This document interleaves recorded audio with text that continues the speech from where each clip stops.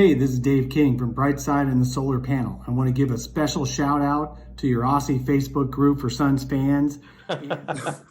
Welcome, everybody, to Season 2, Episode 3 of the Aussie Suns Fans Podcast. We are here again, of course, with our favourite people. Hamo, welcome back, mate. How you doing? Good, guys. How you doing? Got a little bit of a different camera work going on today, and with the orange, yeah, that's a lot of white. I don't know. And Nate, of course, our new cable, our new producer and man that does all the actual work, which I can then pass off as my own and make myself look good. How you going, Nate? Well, I hope you don't pass too much off as your own. Your camera's shit. And kudos to the orange, mate. The orange Suns jersey I've got is a Gerald Green one. And if I still fit into it, I would wear it. Nice, especially that Gerald, of course, retired this week and joined the coaching staff of the Houston Rockets. Yeah, man. Not surprising because the Houston Rockets are freaking terrible. And really, if you want to get a start coaching anywhere, that's probably a good start because they obviously don't have many coaches. It's a fair call. Yeah. Well, that went down like a lead balloon. Now let's move into our... That's what happens when you talk about Houston, brother. ever since 1993 to 94. Well, look, at least Houston were good for something. They brought in Hakeem Olajuwon, who became Kevin Johnson's stepladder, in the greatest dunk of all time. Let's be all right. We'll move in. Damn good. Move in. Weekly wrap. First segment. Not the greatest first week we've seen as Phoenix Suns fans, but let's be honest, it was a tough week to start the season. 3 games in 4 days, 2 of those away from home in a back-to-back. And the positive is that we now have 14 days at home, a 14-day stretch at home, where we only play 5 games, which sucks for us because we all want to sit there and watch the Suns. But it's good for the guys just to settle in, make sure that they get back on track, and particularly, as you said last week, mate, with the shortened preseason and the shortened gap between the end of last season, I think this little stretch will do them well. What do you reckon? Yep. I mean, I've got a couple of notes down about exactly what you just said. You know, the density of the first week for the Suns versus the Blazers. I mean, we're going to talk about that game. So, I think we all optimistically said, "Oh, we're gonna ace them out of the gates," and we all put our Suns hat on, or as our absent friend Boyd would say, we put our soul caps on, and we all came up trumps. Speaking of Suns hats, I see I've got my original OG Phoenix Suns hat. I've just dug it out of the cupboard. I'm only wearing this because Cable said he'd send me a hat, and I'm still waiting for it. So I have to wear the 14-year-old Phoenix Suns cap, but that's okay, Cable. We still love you. All right, it's like a YouTube file on a Thursday, brother. Denver, obviously, the kickoff to the year, we're all excited. We're ready to roll. Disappointing result at the end of the day. I'll tell you what, but actually drill into the Suns.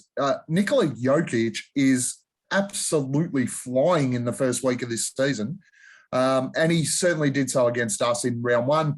Our points leader was Mikal Bridges with 16. Rebounds was Crowder and JaVale McGee with 8. Assists, CP3 with 10. Steals, CP3 with 2. And blocks, we had CP3, Mikal, and JaVale McGee all had 1 each. Thoughts on the Denver game, Hamo? Look, I was pretty excited to see it. Didn't obviously go the way that we wanted. Showed a lot of potential. I think our defense was pretty good, even though given the result, I think we've shown a lot better defense against them than what we have in quite a while. Overall, good warm up for us. Booker come out with the stoic beige mamba look on his face, and I thought, oh no, here we go. But it didn't happen for us. Yeah, pretty disappointing, Nate. What were your thoughts on that opening game, the season opener at home? Mate, if you had asked me the day after the game, probably be completely different to now. But we've had a week to churn on it. We've had a week to listen to everyone else's podcasts about it. We had a week to look at Bleacher Reports, tweets, and whatever else. So I'm just going to pass it off as first game of the season. If you something that was on the solar panel actually, and we're going to keep quoting other pods, and especially Dave King. Why not? We know he's a fan of us. Definitely. He was talking on one of his pods about the turnaround moonshot, or whatever they call it, and I think to the point. I think Hamo, you mentioned it before, or even Gav, you're talking about Jokic looking the money. A lot of his shots were the same shot because he knew he couldn't get defended on it, so he kept doing it and it kept going in, time after time after time. Not unlike CJ McCollum's shots in the last game, but I'm sure we'll get to that. Yuck. Look, I don't have any opinion on the first game at the end of it. It was the first game of the season. And as the first three games went on, my opinion changed, and I've got a little rant down here. It's not a 60-second rant. It's a one sentence rant, but I'll have it a little bit later. Love it. Look, overall, the Denver game was probably disappointing, but realistically, it was the season opener.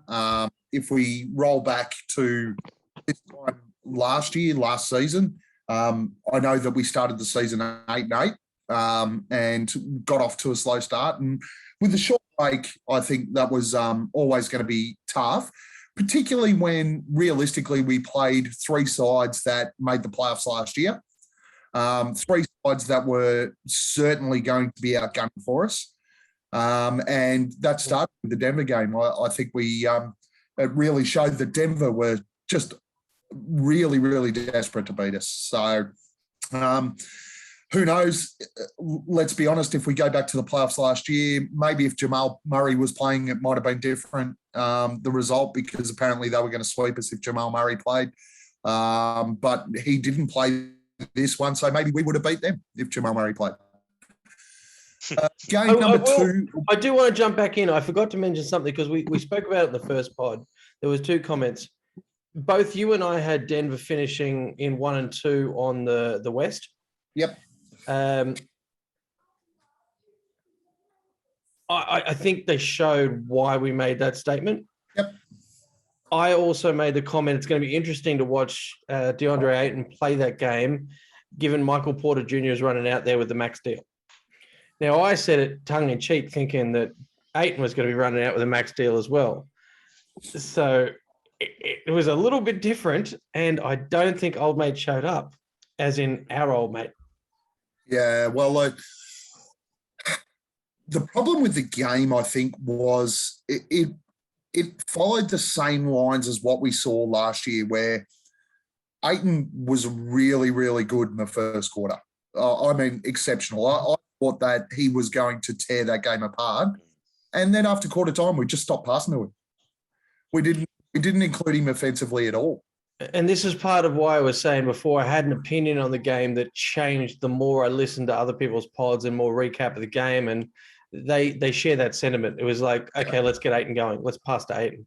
Let's fuel. I think I made a comment in the chat on the day that it almost looked like in the first quarter that our team was deliberately feeding DeAndre Ayton and giving him as much of the ball as possible to basically, as a big FU to Mr. Sava and Mr. Jones, as to why they didn't give him a contract. But after halftime, we just stopped. I think you need to be careful about giving the FU to James Jones in that sense. Yeah, I know. Yeah.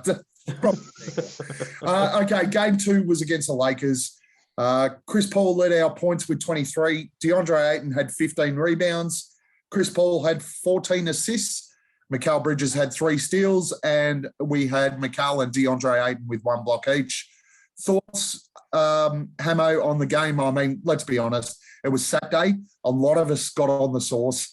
It was bloody fun watching us pummel the Lakers into oblivion in the second and third quarters. It was very good. It was a beautiful day.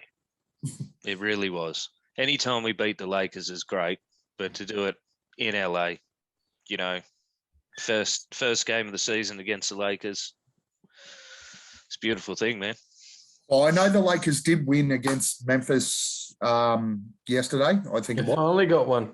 They finally got one, but prior Memphis, to that, they'd lost 11 games straight, including the preseason. And we don't want to go too far into the preseason, but 11 games straight, 7 of those were to Phoenix. How fantastic is that? Nate, what are your thoughts on the game? Mate, I've got to admit, I didn't get to watch the whole game in its entirety. I watched the first quarter, and then we had a Tenerife festival thing here where they shut down a street of a nearby suburb to me, and well, there was a lot of wine and bands and stuff. And so I was doing updates on my phone. I did watch a lot back later, and I just couldn't believe the fact that when you turn off for 2 quarters and then you turn back on, there's been essentially a biffo on the bench between the 2 big men of the Lakers. Rondo's pretended to shoot some dickhead in the audience, and Rondo wasn't the one that got in trouble. and they're down by God knows how many. And I'm just thinking, what just happened? And then I was reminded in the last episode, I actually said, I feel like the Lakers are going to get fed humble pie.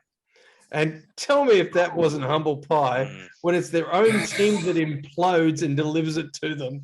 It's like, let's feed each other. Come on. But to be honest, during that patch when Phoenix went on that big run and the fight happened on the bench, I don't think, like even last year's finals and potentially starting to think about a title, that was as euphoric as I've ever been. I was kissing myself laughing, pointing at the TV. These idiots are now punching on with each other. It's magnificent. Oh, man. I think it was Nate used the term, or might have been Boyd. They're breaking down. And that was like our last pod over a week ago. And, man, I tell you, that's just going to implode. The whole team is just on a one-way course for disaster. I think it's amazing, Hamo, because you know what? It could only happen to the Lakers. Oh, of course, man. You know, it's the Showtime pendulum, mate. From one end, it's fantastic. The other end, it just falls apart. Yeah. That's what you get when you just throw money at a problem. That's it. Now you quoted me. And you are. and when you recruit 17 blokes who are over the age of 40. So now the next game we're going to go into is Portland, which was game 3 of last week. Let's not spend too much time on this. Our highest scorer was Book 21. Our highest rebounder was Frank Kaminsky with 5. What?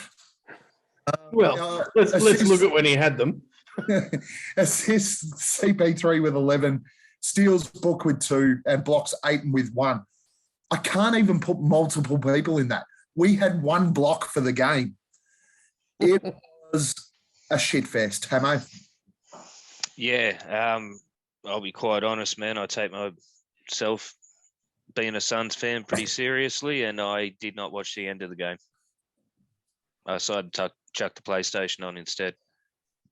I can't blame you. If I had made such an effort to get down to a bar that called itself a sports bar, I would have turned it off too. But yeah, no, it was rough, man. It was really rough. Like, you know, the notes that I've got written down here, like, it felt like we had a lot of mismatches that Monty just couldn't find the right rotation for as the points were starting to stack up against us, and we just didn't recover from it. I think the hardest part was that everything they put up fell. Yes. It was so frustrating to watch. Even with defenders right in their face, they were just drilling everything. And when you sit there and go, we've lost by 30 to Portland, you'd expect Dame to have had 55 points. Yep. Dame did nothing. CJ. Everybody else, and CJ in particular, CJ just could not miss. Mate, the whole time I'm watching that game, when he started chirping off at the camera and pointing at, I'm here, all I could see was, I'm now the president of the NBA Players Association, and I'm as much a bitch as Chris Paul, and you're all going to have to deal with me. That's all I could see. Yeah. Look, it was a disappointing game, but if we roll back again, last season we made the NBA Finals. We lost to Sacramento by bloody 15 or 18 in the first week of last season. It was as did our last opponent that beat us. Yeah, it was the second game of a back-to-back. Second game on the road, first week of the year. That's one of those games, and I'm sure Monty was doing it in the change rooms. He would have just gone, you know what, guys, scrap it, move on, forget about it. Let's never talk about that piece of shit again. Yeah, put sticks on. Yeah. Well, Sticks are actually. He's been all right, man. Like, I'm sorry. yes. The little minutes he's had, he Oh, hasn't been dude, bad. start him and see what happens. Sorry, no. He's No, no you good. can't start him, man. No That's way. the point. He came in when we were 30 points down. Of course, he went all right. Man, At that stage, it looked like an under-12s game of basketball. that's a big all right. 12-year-old, bro. So we're going to move on. We've we wrapped up those games. Well, hang on. Before we move on, I'd Yeah. like to make a little statement. Go for it.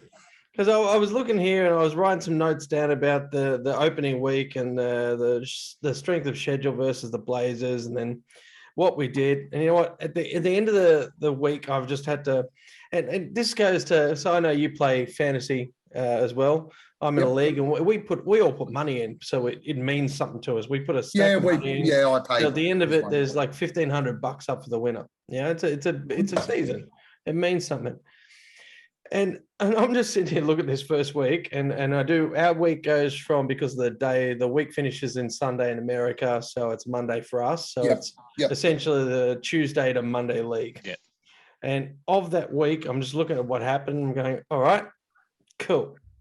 Now, excuses aside, strength of schedule, how many games, back to back, short turnaround, all that shit that happened between the start of the preseason, end of last season, and now.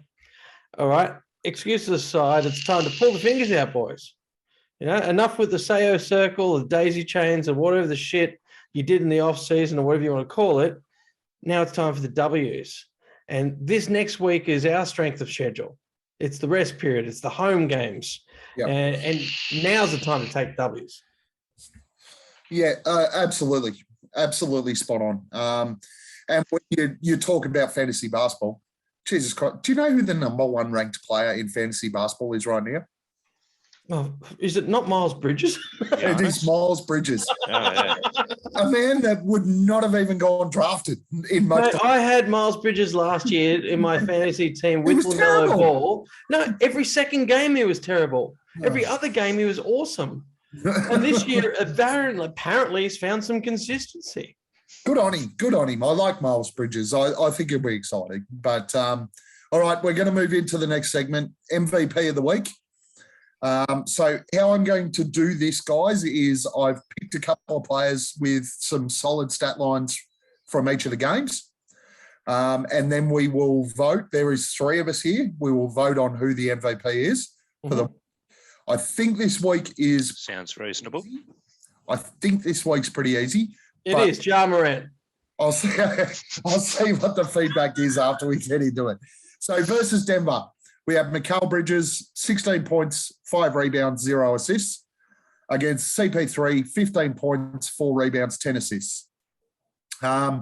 Nobody else had a stat line that was worth including. So really, Denver was between Mikal and CP3. Against the Lakers, CP3 had 23 points, 5 rebounds, 14 assists, sorry. Book had 22 points, 5 boards, 4 assists. And Mikal had 21 points, 5 boards, and 3 assists. Against Portland, Book had 21 points, 4 boards, 4 assists. Bridges had 14 points, 2 boards, 1 assist. And Alfred Payton had 14 points, 4 boards, and 6 assists.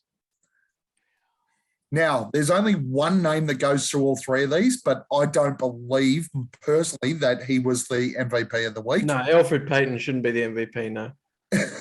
He's only in there once. Hamo, basically, the nominations are between CP3, Mikal, Book, and Alfred Payton. Who's your MVP of the week? We're gonna have to go Bridges. Fair call. Nate, who do you think? Definitely John Morant.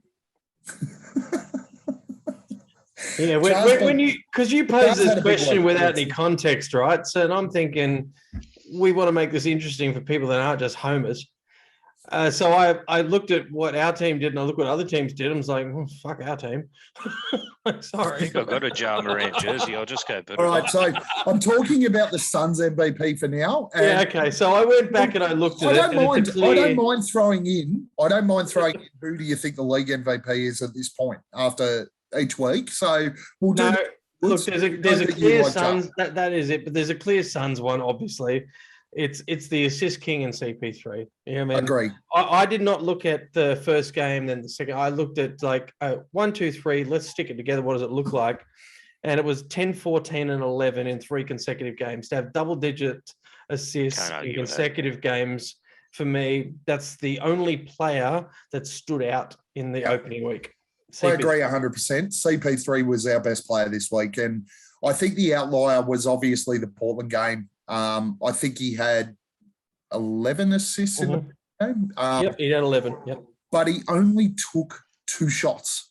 Now, a guy who just torched the Lakers with some of the greatest shots of all time did not shoot the ball against Portland when we got flogged. But in saying There we that, go. No, let's go back to our first episode of this season when we're doing previews. And we had a bit of a discussion about the transition from last season to this season and the player progressions. And we were talking about more effective shooting percentages. Yep. So the most effective person on the team when it comes to decision making is CP3. Yeah. He's not taking it if he doesn't think it's going in. No, good point. The fact that he made less shots, I'm not taking as a negative. No. It's a smart player on the court saying, not the time. I wish he would have taken more shots, though, because we were testing. Well, maybe about 30 more. Yeah. Yeah. But I do agree. So with 3 of us here, CP3 is the MVP of the week. Obviously, Nate's league MVP is Ja Morant. What about you then, Hammer? You got someone that you can throw up for us? No, not at this. Look, I'm loving what Josh Giddey's doing, but He's you keep bringing not up an MVP, dude. No, you keep bringing up predictions. I'd like to point out that I had Chicago in the East in my predictions, and so far I'm aware, they're 4-0. First time Yeah, since it's 4 games, 95. mate. It's Doesn't 4 matter. games and they've played Doesn't matter. nobody. I'll take it. Stop They've the played season. It's nobody. over. Their season starts tomorrow. If they can win tomorrow, I'll think they're Who fair. they got tomorrow, man? Or the day after. Lonzo actually looks like a basketball player at this point, though. Lonzo is looking very, very good at the moment. The sea change or second sea change, he's finally looking like a basketball player. I think I actually had him for most improved as well. Well, you should bet on that quickly. Yeah, you should bet on that quickly. At the moment, I think Jokic is probably the best player in the competition. His first couple of games has been sensational. But anyway, we'll move on. No, don't move on. Okay. Let's compare that to the Giannis. What makes Jokic the best player in the competition? The comment that I referred to that Dave King made was his turnaround moonshot that no one can defend. What makes Giannis the best player in the competition? The fact he can get to the basket, which no one can defend. Yeah. So I reckon there's a consistency that supports your statement there in the MVP race. Yep. So the last MVP to this MVP, and the consistency is they've got something no one can defend. Yep. Yeah, no, good point. Very cool. Okay, defensive player of the week. So we had, Denver, Lakers, Portland. Let's be honest, Mikal Bridges against the Lakers was sensational. CP3 was our best defender against Denver. And Portland, let's just delete because nobody defended anything. I think we had 2 steals from Book and a block from Ayton was about all we had defensively. But I'll get into those numbers blocks. Come back to me. Talk to Hammer. Yeah, come back to me. So defensive player of the week, I had CP3 against Denver, McCall against the Lakers, no one against Portland. But I think that Doris in particular kept blowing wind up our mate LeBron's ass. Mikal Bridges absolutely quelled his influence in that game. Completely and utterly quelled his influence. He hit 4 or 5 threes or something like that. None of them were defended by Mikal. They were all on switches. I think he was 1 from 7 in direct opposition with Mikal against the Lakers, and basically had no impact on the game whatsoever.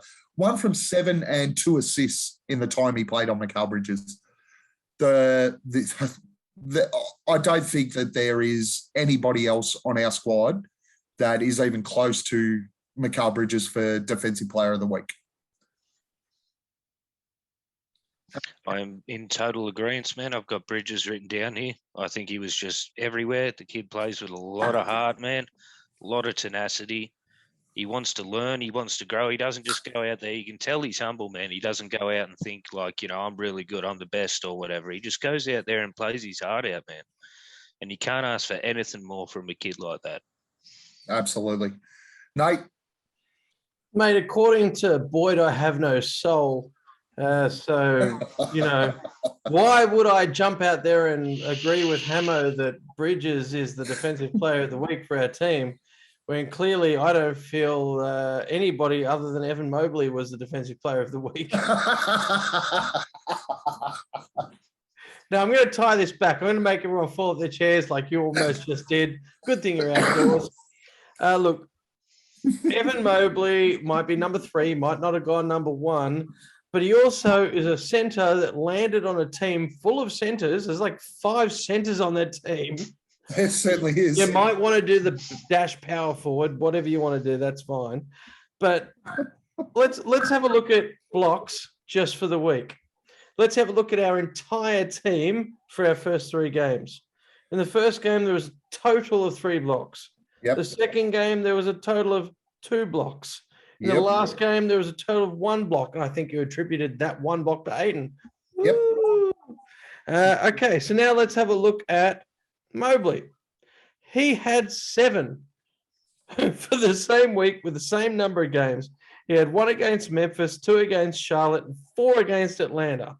Now, those ones against Atlanta aren't wasted because he's got John Collins and everybody else in the way. So he's got 7 for the week, and we've got 6 as a total team. Yeah, it's not great. So I refuse to give a Defensive Player of the Week award to anybody on the Suns. Sorry, but no. And the fact that we want to compare Ayton to Luka, to this, to that, to everything. How about 2 years later, this kid comes out, gets drafted 3, and out-rebounds our entire team in opening week? Yeah. Hard to argue. Not rebounds, sorry, out blocks. Yeah, out blocks. Sorry. Yeah. Hard to argue. Very hard to argue.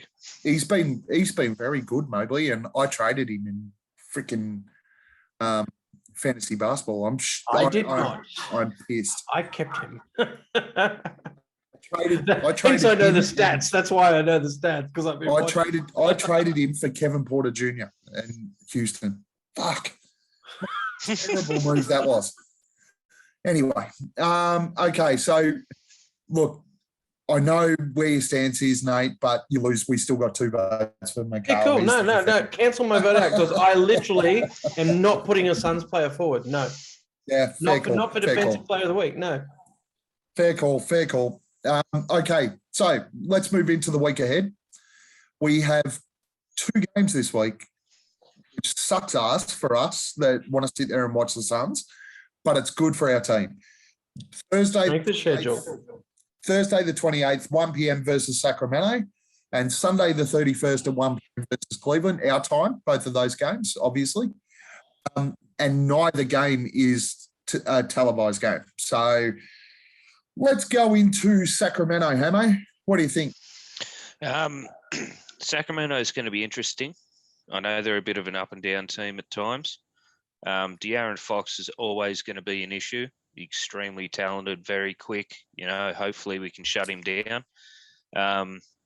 The last game that they played, I noted down one of our former players, Rashawn Holmes, 16 points, 11 rebounds on 70% shooting and 100% from the free throw line.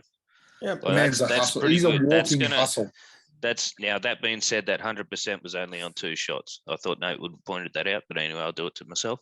No, I was going to more point out who came in after him. Nope. But yeah, I mean, like Harrison Barnes is another issue as well, but I'm pretty sure Bridges That's will an be able issue. to. That's called Bridges 6'8". will take him out. Yeah, Bridges will be able to handle him. So I think it's going to be a tough game. I don't think Bridges will play on Harrison Barnes at all. You reckon they'll switch it? No, I think Harrison Barnes will. I think Crowder, chicken wing. Fox. Put Crowder on it. Yeah, and I think Jay will play on Harrison Barnes. That's a fair call too. Yeah. He will bully ball him. Censored myself out of the stadium. It's going to be a hard game. It's going to be a tough game, but it's going to be good basketball to watch, I reckon. Nate, what's your thoughts? Oh, I kind of disagree, actually. I looked at this game. I looked at the SAC come out strong. They play one good game, then they fall apart. Let's hope we don't land on that good one. Bagley is their prize that hasn't performed, but they've played him 1 out of 3 games. Yeah, they're not playing him. They're not playing him. They're banking on trading him. He's gone. Yeah, he's gone. If their heir apparent to our Aiton isn't performing, we've got a leg up there, and it's a big leg. You look at all the news on Buddy Hield. They're not using Buddy Hield because they want to get, Davion Mitchell's getting activated. Yeah. They've still got Tyrese Halliburton. They've got Fox. Everyone's like too busy in the backcourt. You spoke about Cleveland having 17 centers before. They got 17 guards. Yeah. So Buddy Hield's struggling to find minutes. He's on the trade block. So him and Bagley are on the out. They're going somewhere this season. They're not staying. That's done. Yeah. So I just don't think there's any continuity in that team where they beat us. Now, I'm not going to go glory rose-colored glasses out the gates here. I still don't think our rebound is going to be as sharp as we want to see it. I think this is a win, but I think it's 1-10. Yeah. And I don't want to go whole homer. I want to look at it and I'm thinking, let's ease into it. And I think I don't know. I just think it's going to be a 1-10. Yeah, but look, Sacramento is the second worst franchise in the NBA. Based on definition. Go on. They are a fucking dumpster fire. A complete and utter dumpster fire. Luke Walton is a terrible coach. Buddy Hield and Marvin Bagley should be playing minutes, but they're not. I feel like that actually might be the Ben Simmons destination. I know he's an Aussie and all, and I know Boyd doesn't agree, but hey, send him to hell. Yeah, I think that might be. I think the Buddy Hield and Marvin and some draft picks will end up in Philly. Mate, give it another few weeks. They won't even need draft picks. It'll just be Bagley and Hield. Bring it. That's it. But outside of Minnesota, this is the biggest dumpster fire of an organization you will ever see in your life. Oh, no. I'm going to disagree. Not outside of Minnesota. Have you seen the weather in Minnesota? I don't care about the weather. I don't care how good your management is. They're never going to get above the weather. Sacramento have no excuse. Vlade Divac. They have the weather. They're the capital of California. They got sunshine. There's no sunshine in Minnesota. Just to make Nate happy, Sacramento is the biggest dumpster fire of a fucking in the NBA. That's Kevin Johnson's town, man. They are. He might be the mayor, but that doesn't mean they're fucking terrible. De'Aaron Fox is a player. Damn straight. And he will. I got him in the fantasy. He's the danger for the Suns if he gets going. I do like Davion Mitchell. I think he's a very, very handy player. I think he'll be quite solid for them. Tyrese Halliburton, everyone knows my opinion on him. I think the Suns should have drafted him instead because Sticks is probably the dumpster fire that belongs in Sacramento. But reality is we win this game. If this was week 1, I'd be less confident. We would probably go in, underestimate them, cruise along like we did last season and get rolled. After 2 out of 3 losses, there is no way we lose this game to Sacramento. You should probably reach out to Portland and tell them that. Well, look, as much of a dumpster fire as Portland is, they're not Sacramento. No, but they lost to Sacramento in their first round. That was my point. Yeah. But look, Sac will win games. I just can't see them winning this one, where the Suns lineup is far too structured to drop this game after losing 2 of our first 3. Good. All right. Then we have another dumpster fire against Cleveland on Sunday. Hey, mate, how do you see that one rolling? I'll go last this time. I have another fella from the fantasy in this one too, who I really like what they've been doing, man. And that's Jared Allen. He's going to be an issue. Very good player, plays with a heart that I'd like to see other people play with. Listen, mate, stop being so, how do I say this? Nice. If you've got a fucking hatred with Hamo going here, who is the player you want to see with heart? I just want to see DA push a bit harder. You know what I mean? Like, maybe heart's the wrong word, but No, you could have gone with push hard. Hey, you could have gone with push hard. Didn't mean harder. Yeah. No, I just I love Jared Allen, man. He's vicious. You know what I mean? He's going to be a real big player in the years to come. But other than him, man, all they've really got is Rubio, and I'm pretty sure CP3's got him locked down. So, I don't know about that. Their other two guards. I mean, that's an interesting matchup, though. Their other two guards are way better than Rubio. Sextown. Yeah. Well, Sexland. Sorry, not Sextown. He's a bit bigger than a town. He's a whole land. He's Sexland. and Garland are way ahead of Rubio. Are they better than CP3 though? Oh no, CP3 will make no drama. He'll make them go back to their mummies to have their nappies changed. But Nate, what are your thoughts on this game? Look, I'm going to go win 1-10 again. And the 1-10 is more my dissatisfaction with opening week and giving the boys a little bit more time to turn it around, because at the end of the day, W is W, right? Cleveland have looked good. And like I said, the only reason I've been not good. Oh, look, the only reason I've been watching it is because I put Mobley in my my fantasy team, and I wanted to see how Larry Markkinen fitted in, because I really wanted us to take him. I just really wanted him on our team. And then I didn't think Kevin Love was going to play, and he's playing. So I was like, well, how are they doing this with like 4 or 5 centers and power forwards? Anyway, it seems to be working. However, from the 4 games this week, 3 before the Suns, which is all off back-to-back, they're completely ruined. We've got a complete rest week, and we've got 2 games against teams we should beat.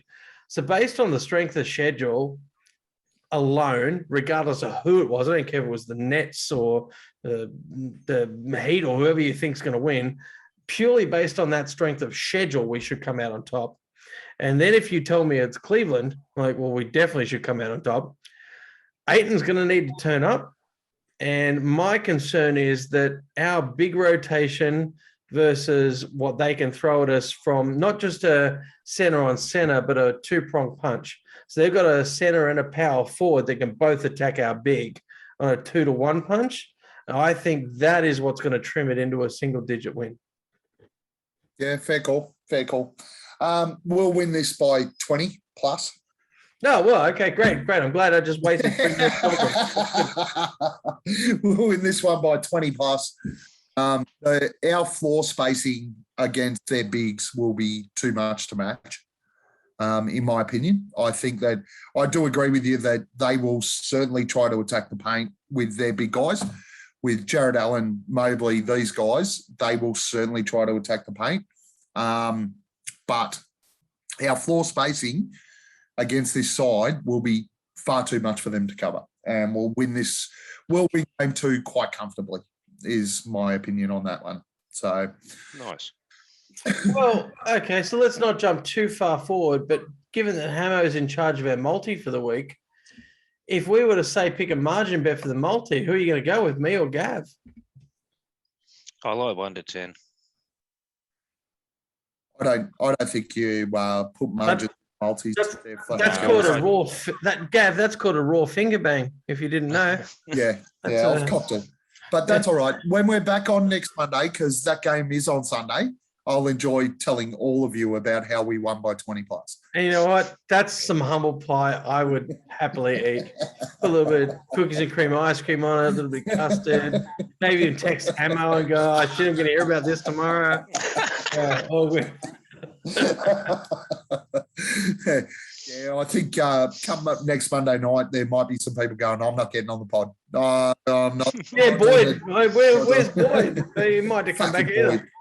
Jesus Christ. What did I say about the Celtics that made him cry at the last of the first pod?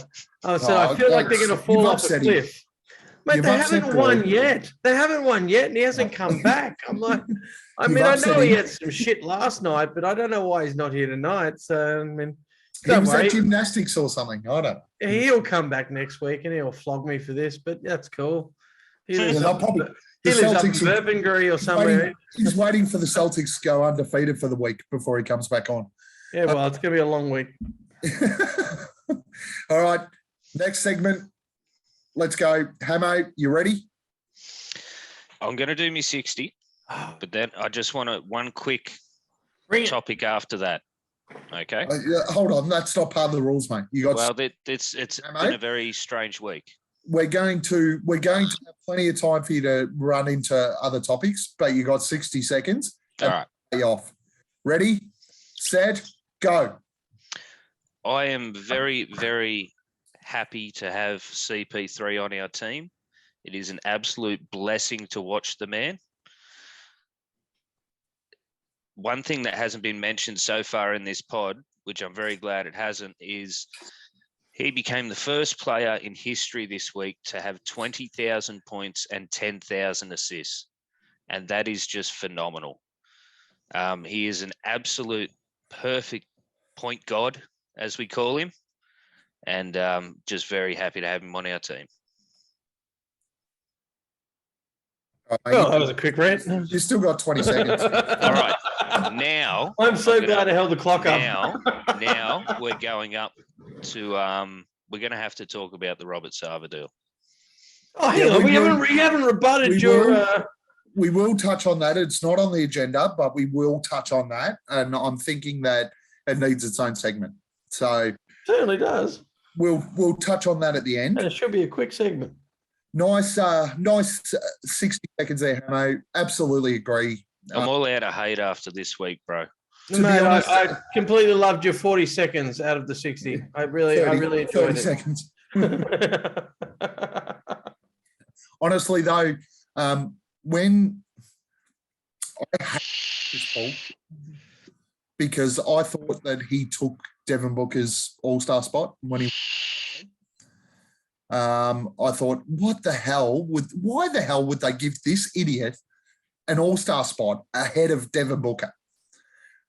Granted, I probably didn't watch enough OKC games because now that I get to the absolute pleasure of watching Chris Paul play basketball for the Phoenix Suns every day, the man is a genius. Yeah, man. Absolutely up there with the greatest point guards. And the Phoenix Suns have had some phenomenal point guards. Some of the best. But Chris Paul is right up there with the best. Any additional feedback you'd like to give Hamo for his 30 seconds with Hamo? You mean Nate to give Hamo feedback, or would Hamo like Nate. to give himself I feedback? said, Nate. Yeah, you can do it. Yeah. Yeah, I can do it. Cool. Yeah, no, look, I believe CP3 hadn't found the team with the same attitude as him. So he was pissed off in Clippers because nobody else had that dog attitude like him. He got to Houston and nobody had the dog attitude because Harden was taking all the shots. He goes to OKC and he's thinking, great, fine, I'm gonna do my thing where I commit everything to this team and the outcome. And the young dogs, like I feel like he got a taste of people wanted to learn from him, but they didn't have the same attitude. But the whole reason he came here is Booker. And Booker's got that same dog attitude. And I think he's feeding off Booker. So you were saying you were like, I thought he took Booker's spot.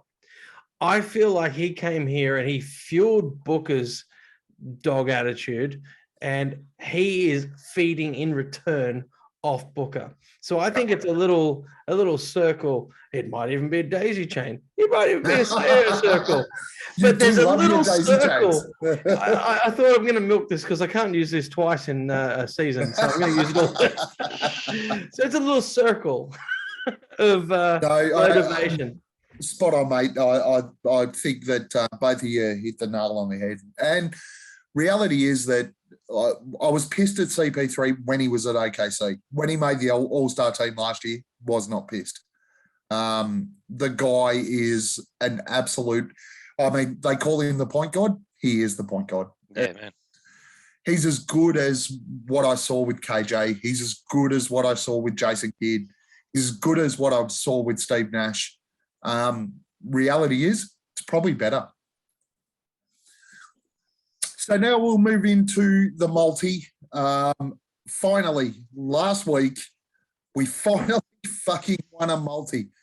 It has been a long, long time. Therefore, Hamo, you're responsible for the multis every week from now because you're the only winner. Well, I'm very happy to do so, sir.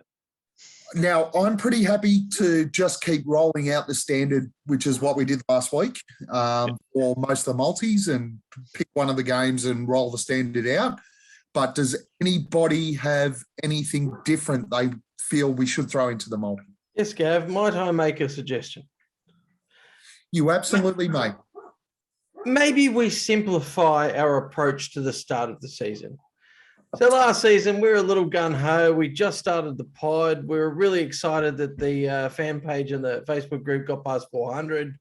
And we're like, oh, let's get a multi on. And there were 12 and 14 and 16 leg multis. And we're sitting there going, oh, it doesn't matter what you put on it. This is not coming in.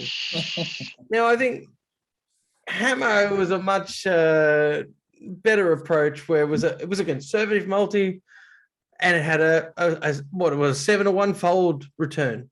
Yeah. It was 5-leg multi, man. We had Bridges for 2 plus 3-pointers. He made 2 of 4. We had 8 for 8 plus rebounds. He had 15, which is just mind blowing. CP3 for 8 plus assists, who had 14 as well, just crazy. Booker for 20 plus points, and he ended up with 22, and we had the Suns for the win and 115 to 105. Can't argue with that. Simple. To answer your question, sorry, man, we had $10 on it, and it came in at, I may have odd boosted it, I can't remember, but we got it at $7.38, so that was a $73.80 win for the good guys. Look, if we can win $73 a week over the course of the season, we are 1/3 of the way for everyone to fly to America and watch. To cover mine and Boyd's bloody drink bill when we get together. You guys haven't met me, have you? But that $73.80, we did take $10 out of that, and we put it on a very similar bet for the Blazers game. Which was dumb as dog shit. Yeah, apparently it was something I was talking to Nate off there. It wasn't. Something to do with 19 points constitutes a difference between an L and a W. I don't understand those type of statistics, but that kind of ruined us. That's all right. I think I do agree. To be honest, I've actually written down here as part of my notes that we stick to the standard every week. So we're talking Suns win. Just pick the game that we're going to bet on. Yep. So Suns win, eight Oh, and well, around A are you boards, all thinking that something kind of else, stuff. mate? Or Well, I thought was that's going where to you think were how headed. I bet. So how I I was- bet is always not the head to head, but I pick the game and I pick the margin. So I always pick the 1 to 10 or the 11 plus.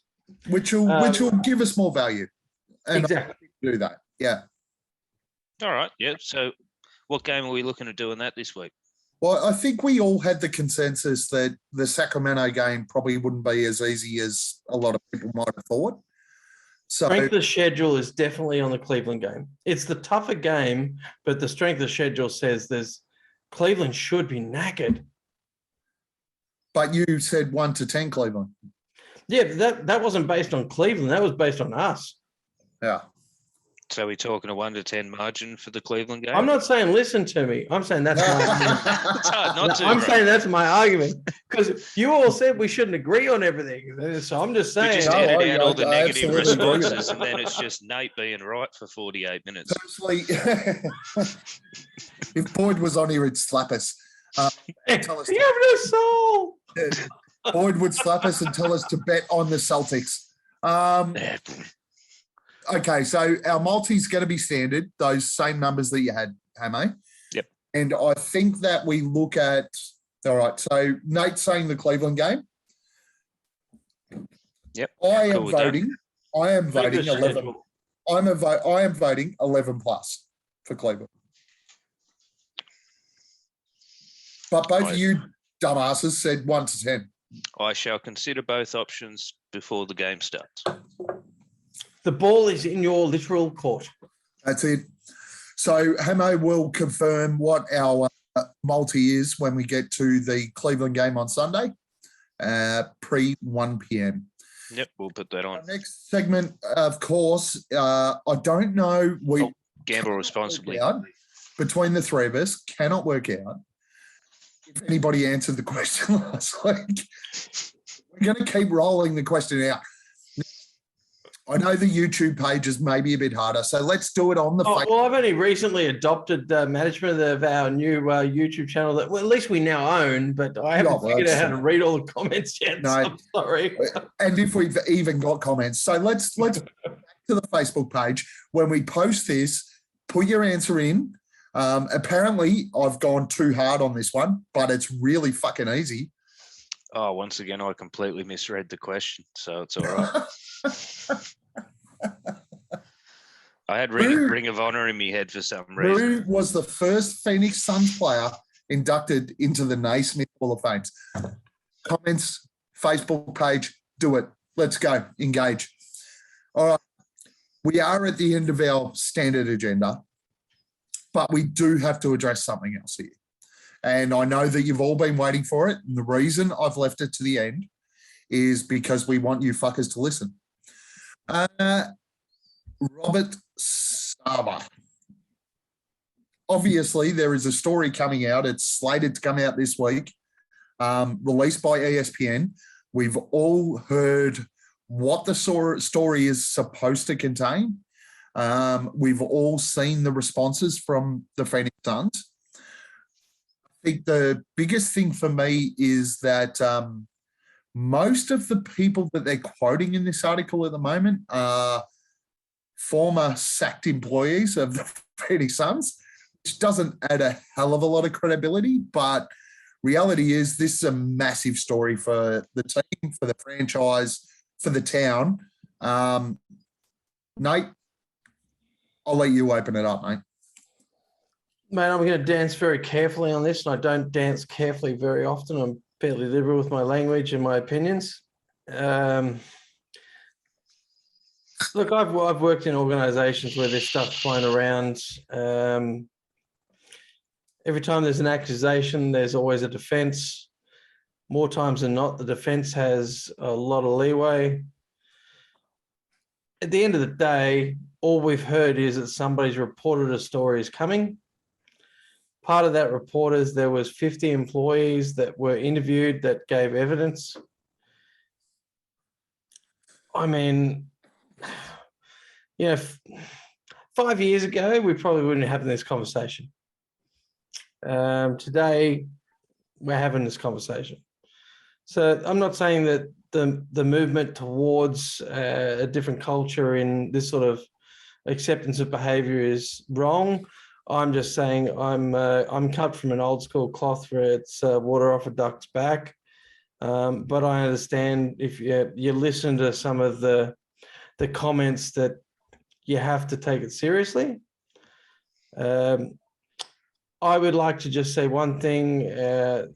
Why is it guilty until proven innocent? That has never been the case. Now, me and Boyd, even though he isn't here to defend Sava, have agreed that we both want to give this guy the benefit of the doubt in every situation prior to this announcement. So we've defended him in the past. And look, I'm not going to change my my stance now just because apparently there's a story that might involve some accusations of people that no longer work for the organization. While I don't want to discount, again, the credibility of what some people will put through, some people are more sensitive than others. Some people do take things seriously, whereas some of us might shun it. I'm going to quote Devin Booker. When he was asked his opinion on this when it was first announced, it was going to be a story of a story. He said, something has to come out first before I comment on it. And I'm just going to leave it at that. Fair call. Am I? That is a very good call. Maybe we're giving this a bit too much time than what it's worth for what it is at the moment. It's very tread lightly kind of territory. I'm probably going to make a Dennis Rodman out of myself if I continue. So I'm just going to innocent till proven guilty. Gav, what's your personal opinion, mate? That you want to share? Mentally, I've always waited until I've heard facts about a story, the information that surround a story. I want to get as much information as I can before I make a judgment. And I've done that in my work life. I've done that in my personal life. I am very, very anti rumor mongering, story spreading. As far as I'm concerned, it's too easy. It's too easy for people to spread rumors and spread information. If there are elements of the story that are true that have been filtered out, it doesn't look good for Robert Sava. But reality is that none of us at the moment are in a position to make an assessment on whether or not this guy is guilty or not guilty. Absolutely. 100%. So, back to where your statement first started, Gav. And I am going to keep going back to quote Dave King because why not? We all listen to Solar Panel. His last pod, they made a statement about it looking like a witch hunt. I didn't want to lead with this because I wanted to lead with my honest opinion of the hearsay. But when you want to go back and retrospectively look at it, when they were talking about the hearsay being Dallas Mavericks didn't get the team removed from Cuban on one factor. The Sterling got it removed for quite an obvious factor. and extremely proven factors. Exactly. Like He was a muppet. Yes. But the circumstances alone, if there was one individual thing that was presented to the Board of Governors to say this person is being forced to sell the team, it's not going to be, as was pointed out in the Solar Panel, a single comment about racism, a single thing of sexual harassment, a single thing of something else. Therefore, for that statement to be made, there has to be an accumulation of insults. And while it's all still hearsay, why are they all coming out at the same time?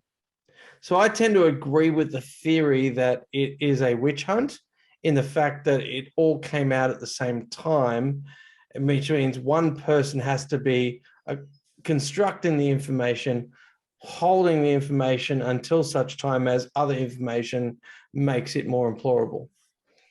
Yeah, my biggest concern about the whole thing is the major people who have been quoted or at least released or revealed as sources.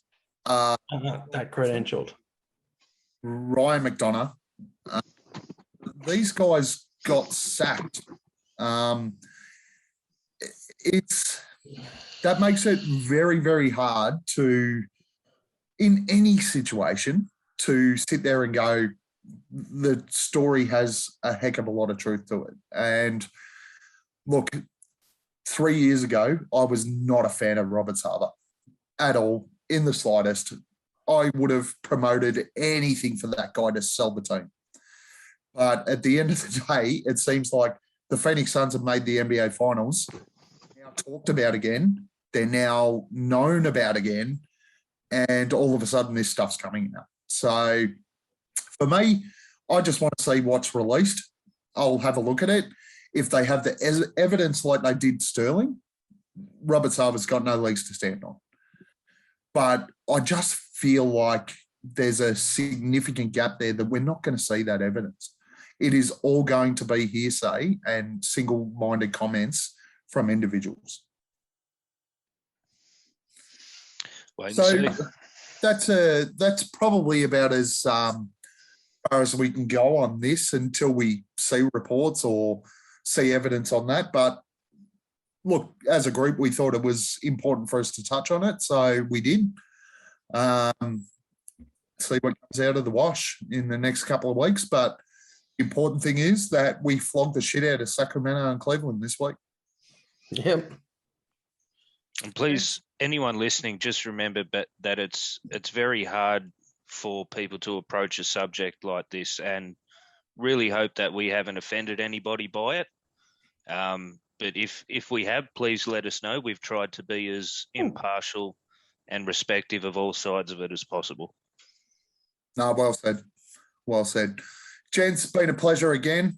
We're only a week away from our next pod. Only 2 games this week, which is disappointing for all of us who love to watch Suns basketball. But let's hope that next time we're speaking, we're actually sitting at, what will we be, 3-3? But next time we're talking, and hopefully we'll have more information on everything that is active and open in Suns world. Thanks, mate. Sounds good, mate. Look, everyone, check out our Facebook page. Once again, we've got the group chat as well. If you want to be in that, just let us know in any comments on any of the posts in the page. We'll get you added to that. Like, share, and subscribe the video, people. It's not that hard. I put up one video the other day on my own account, and it's sitting at 140-something views, which is ridiculous because I don't think any of our pods have even come close to that. I've never watched anything you've posted. Probably why you're still a happy man. But no, seriously, guys, get into it. Like, share, subscribe. It broadens our scope. It helps us bring you guys more information, more people to come in and bring an opinion in. So, yeah, get on it. No, I absolutely agree. That was my final comments, but thanks very much. I said, like, subscribe, share it with your friends, get it out there. This year we have had people outside of the Phoenix Suns circle started to watch the pods, started to listen to the pods. They're very impressed with the content that we do. And reality is we're doing this for our Phoenix Suns Aussie fans. And if you guys aren't the ones that are watching it, well, we're kind of not achieving what we want to achieve. So make sure they're watching it, sharing it, liking it, doing everything that we want you to do. We will see you all again next Monday. 2 more games to go this week, and we will touch on everything else. Thank you very much, folks. See you guys. To quote Rove McManus, say hi to your mum for me. As Chris Paul gets in, another wide open 3. Pierre Cardin. Defers to Booker for the long-range jumper. Phoenix. Phoenix Suns, and you know we up next. Yeah, we working for that championship ring. We the Valley, it ain't nothing but a thing. Phoenix. Phoenix Suns, and you know we up next. Yeah, we working for that championship ring. We the Valley, it ain't nothing but a thing. Chris Paul bring a dinner with the dish. D-Book on the corner with the swish. We the Valley, hating with the dumb. Posterizing, now the crowd getting pumped. We the best, I ain't talking about Cali. Who's next? Never winning in the Valley. Can't wait for that championship rally. Send them home, send them back to Cali. Stand up if you're down for the Suns. Put a finger in the air, we number one. Phoenix. Phoenix Suns, and you know we up next. Yeah, we working for that championship ring. We the Valley, it ain't nothing but a thing. Phoenix. Phoenix Suns, and you know we up next. Yeah, we working for that championship ring. We the Valley, it ain't nothing but a thing.